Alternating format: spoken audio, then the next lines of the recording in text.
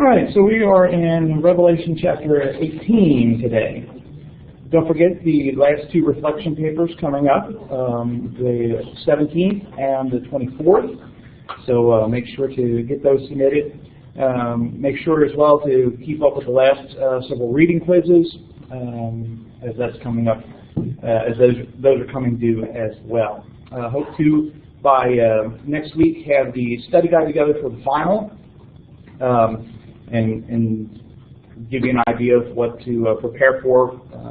There'll be a part of it that will be much like the other exams. It'll be from chapter 17 through chapter 22, but there'll also be a section that is kind of cumulative, not as far as kind of details like we've had, but in kind of overall broad themes, probably some issues of interpretation, those kind of things will be where the cumulative part comes in.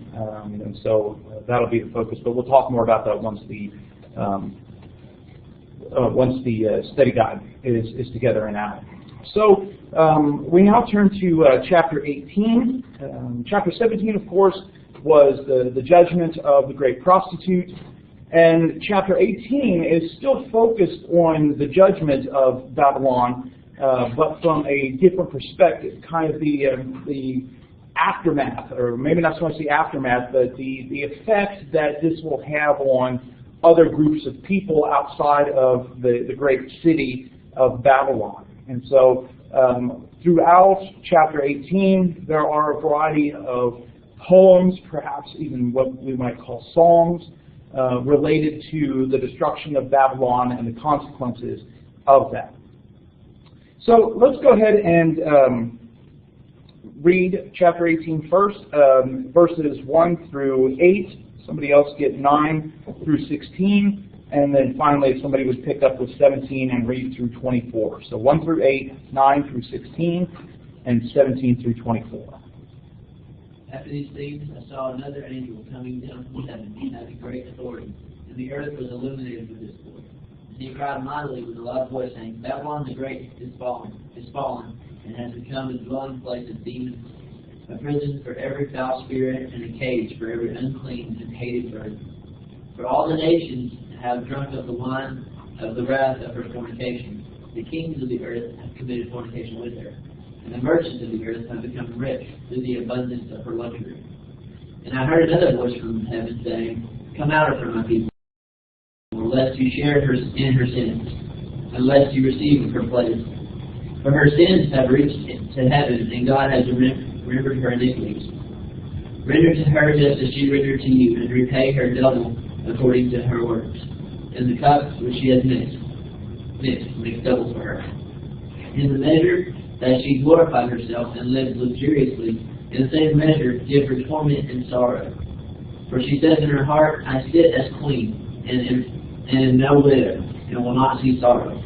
Therefore her plagues will come in one day, death and mourning and famine, and she will be utterly burned with fire, for strong is the Lord God who judges her. And the kings of the earth who committed sexual immorality and lived in luxury with her will weep and wail over her when they see the smoke of her burning. They will stand far off in fear of her torment and say, Alas, alas, you great city, you mighty city, Babylon. For in a single hour your judgment has come. And the merchants of the earth weep and mourn for her, since no one buys their cargo anymore. Cargo of gold, silver, jewels, pearls, fine linen, purple cloth, silk, scarlet cloth, all kinds of tinted wood, all kinds of articles of ivory, all kinds of articles of costly wood, bronze, iron, and marble, cinnamon, spice, incense, myrrh, frankincense, wine, oil, fine flour, wheat, cattle and sheep, horses and chariots, and slaves, that is, human souls. The fruit for which your soul longs is gone from you, and all your delicacies and your splendors are lost to you, never to be found again. The merchants of these wares, who gained their wealth from her, will stand far off in fear of her torment, weeping and mourning aloud. Alas, alas, for the great city that was clothed in fine linen, in purple and scarlet, adorned with gold, with jewels, and with pearls. For in a single hour all this wealth has been laid waste. And all shipmasters and seafaring men, sailors, and all whose trade is on the sea, stood far off, and cried out as they saw the smoke of her burning, What city was like the great city? And they threw dust on their heads and were crying out, weeping and mourning, saying, Woe, woe, the great city, in which all who had ships at sea became rich by her wealth.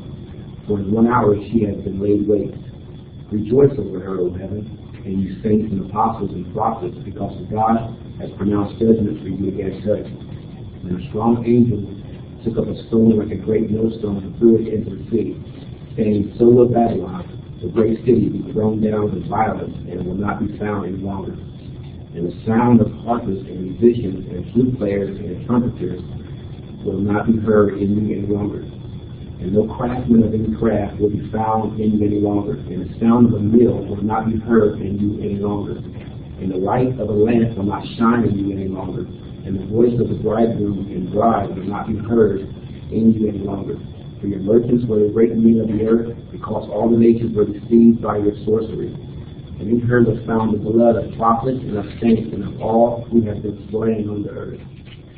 So here we have the proclamation of the fall of Babylon. And as we talked about before, right, Babylon is not fallen when this takes place, but by putting these things in the present tense, even though some of them are in the future, the idea is the certainty of the fall. So much so that what is laid out here is the judgment of that. Now, in many respects, what we have here in this chapter sounds very much like some things we see in the Old Testament.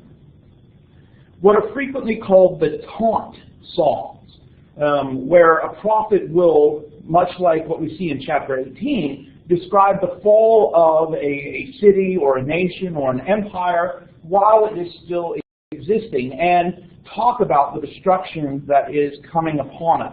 Let's just look at two from the book of Isaiah. The first one in Isaiah chapter 23.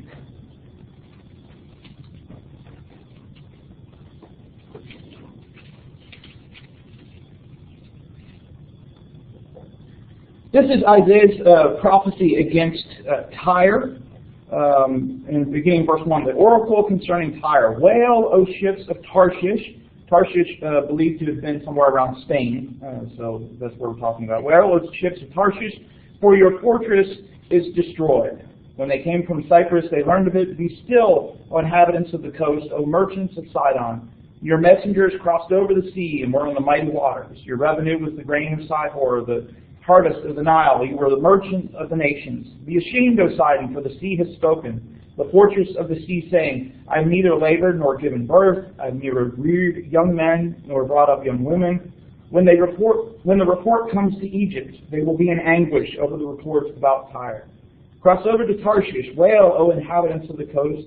Is this your exalted city, whose origin is from days of old, whose feet carried her to settle far away? Who has planned this against Tyre, the bestower of crowns, whose merchants were princes, whose traders were the honored of the earth?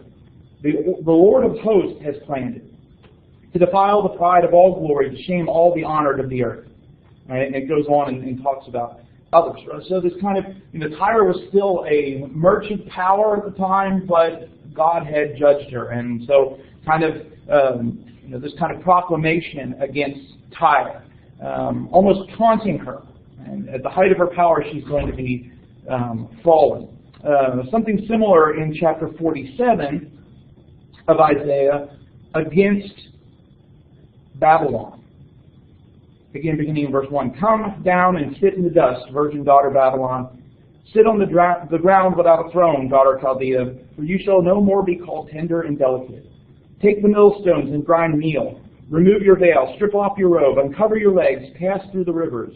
Your nakedness shall be uncovered, and your shame shall be seen. I will take vengeance, and I will spare no one. Our Redeemer, the Lord of hosts is his name, is the Holy One of Israel.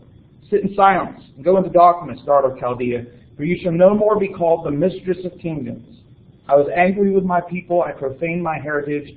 I gave them into your hand, you showed them no mercy. On the aged you made your yoke exceedingly heavy.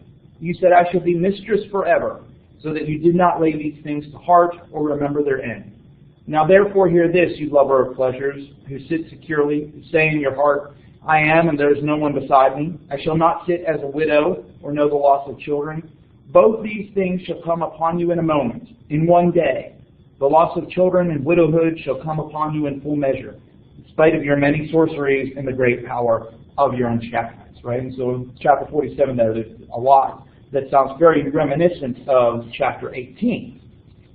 And so there's a lot of poetry in this chapter and a lot in the next chapter as well, as God, through the angels and then speaking through the other people seen in this, is talking about what's going to happen to Babylon, what are the consequences, and what else will be related to that.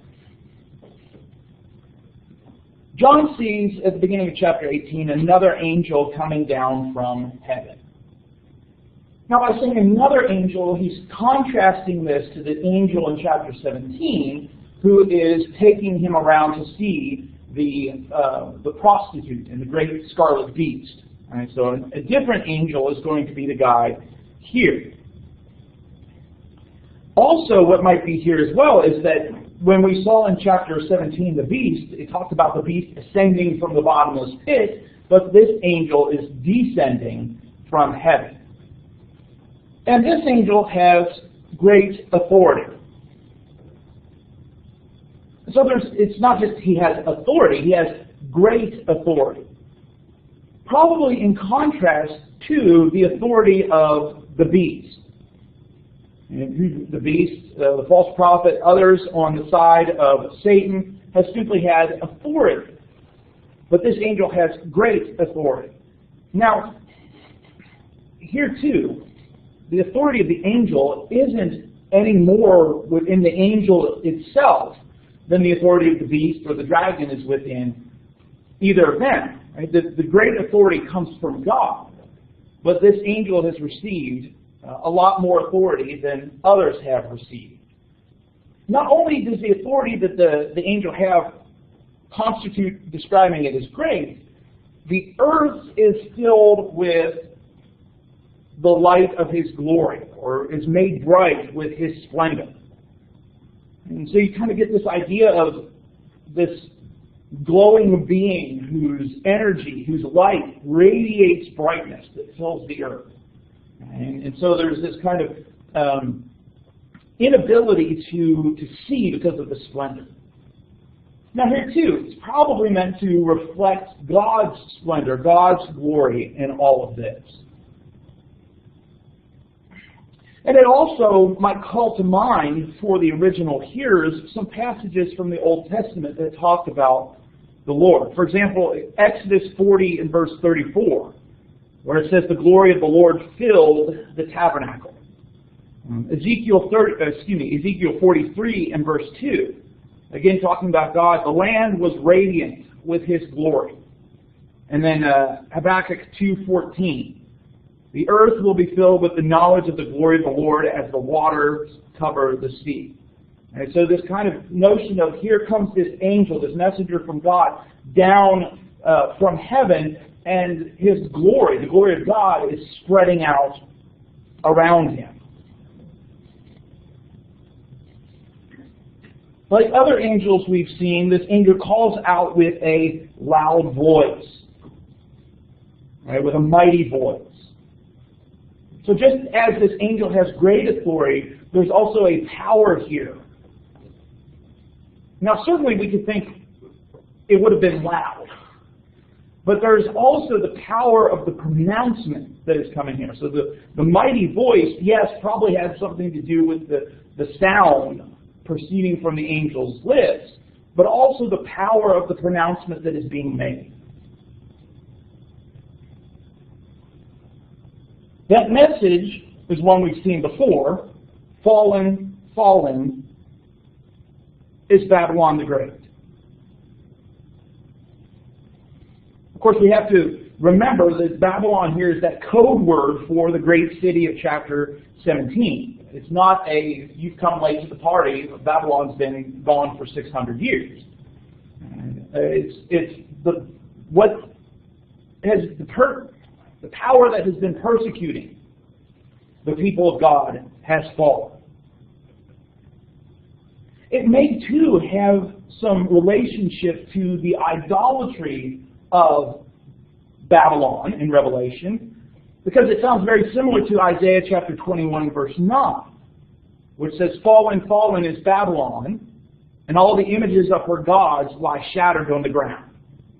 So there's the political consequences, the religious consequences, but a lot of the focus in this chapter is on the economic fall of Babylon. And so the people that are most concerned are the people that are receiving economic benefits from Babylon. So now that Babylon had fallen, or as Babylon falls, what does Babylon become in Revelation? What's the pronouncement of what Babylon will be like?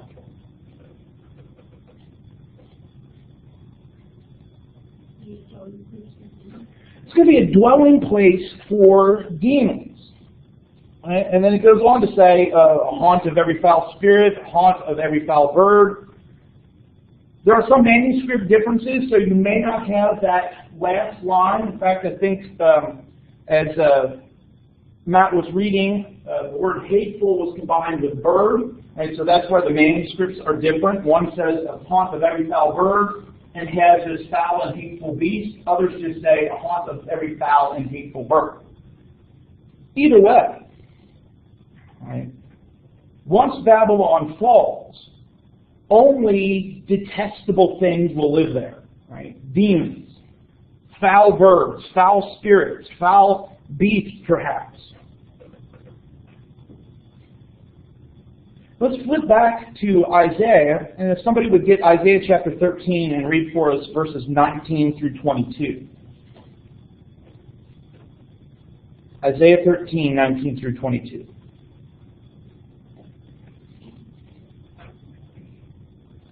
In Babylon, the beauty of kingdoms, the glory of the Chaldeans' pride, will be as when God overthrew Sodom and Gomorrah. It will never be inhabited or lived in from generation to generation. Nor will the Arab pitch his tent there, nor will the shepherds make their flocks lie down there. But desert creatures will lie down there, and their houses will be full of owls. Ostriches also will live there, and shaggy goats will frolic there. Hyenas will howl in their fortified towers, and jackals in their luxurious palaces. For a fateful time also will soon come, and her days will not be prolonged. Right, so, again, kind of this echoing, a poetic revising of God's description of what would happen to historic Babylon. And historic Babylon, God says in Isaiah, will become this deserted place that only animals will live. But Revelation Babylon is going to be something similar, only that it becomes a dwelling place for demons and foul creatures.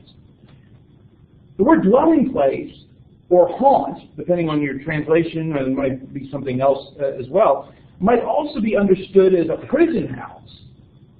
Right? And so the term is frequently translated prison in other places in the New Testament.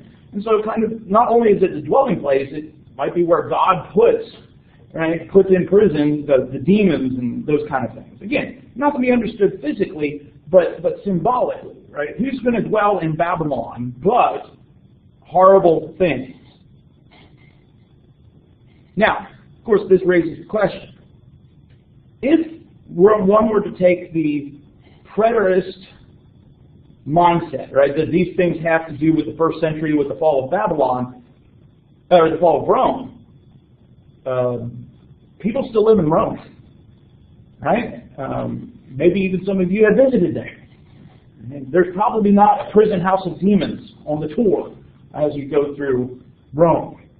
But instead, we should understand this, again, poetically, symbolically, because it's not so much the specific city of Rome as it is the people, the mindset, the power that is living there, right? And so it's more this, what we might call spiritual Babylon, spiritual Rome that is being judged here.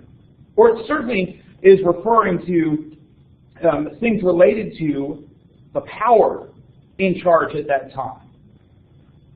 And so if we have problems with the preterist or the antiquity approach, we also might need to have some problems with the futurist approach as well. Right? And so that's one of the difficulties here. Just when you think, okay, I've got it all down, there's like a curveball thrown at you. And well, how do I understand that?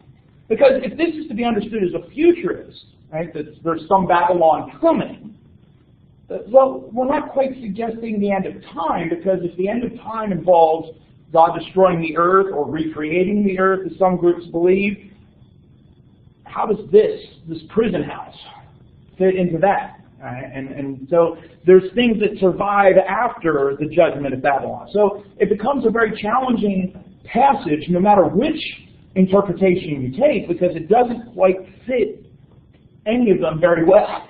Right? And so that's why we have to remember, it's apocalyptic literature. It can have paradoxes. It can have some give and take somewhere. And remember, we're talking about symbolic realities, not always physical realities.